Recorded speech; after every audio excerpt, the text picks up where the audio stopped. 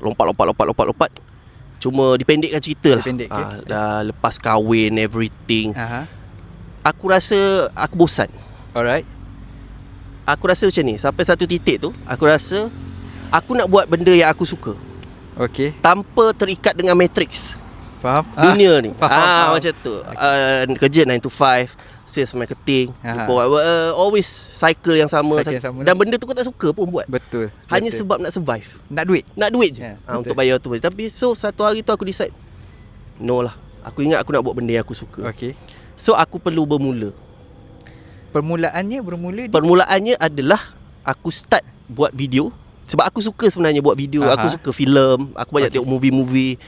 So entertainment entertainment lah. Aku suka buat video. Dan aku start masa tu edit sendiri. Belajar edit sendiri. Masa tu pakai Premiere Pro. Tak ada lagi CapCut ni, tak ada lagi. Oh, kalau dah start dengan Premiere Pro ni expert lah. Itulah. Tak ada effort sangat. Sebab masa tu aku start dengan Premiere Pro. Aku cek kat YouTube macam mana cara nak edit. Tak ada bro.